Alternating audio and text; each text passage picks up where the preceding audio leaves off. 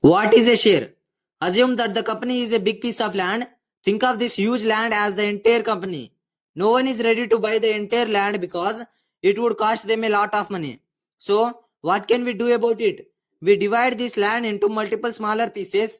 By doing so, instead of selling the entire land piece to a single individual, we are now selling small equal parts of it to multiple people.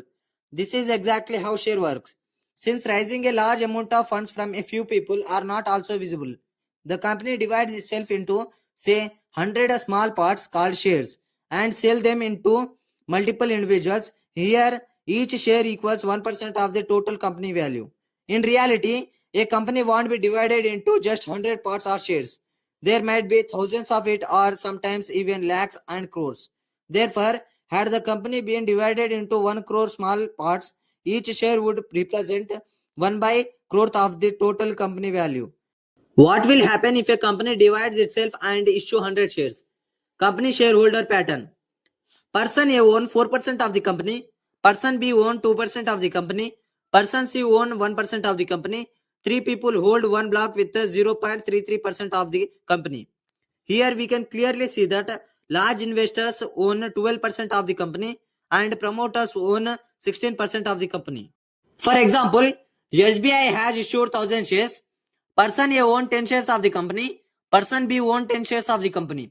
It is important to note that if you own 10 shares of the company, it represents the same value as someone else who has 10 shares of the same company.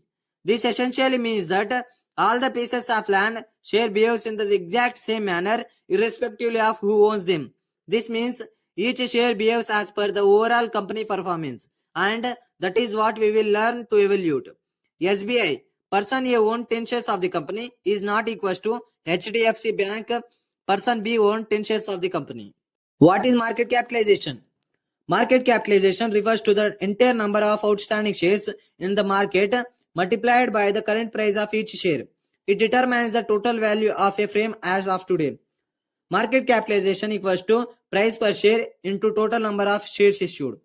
For example, if Reliance has 10 crore outstanding shares with a price of rupees of 2000 each, then the market capitalization of Reliance is 20,000 crore. 2000 into 10 crore. When we look at stock price, we look at the price per share and not the company's total value. So for 2000, you will receive one share of Reliance. We will see going forward how we need to focus more on the market cap over the price per share.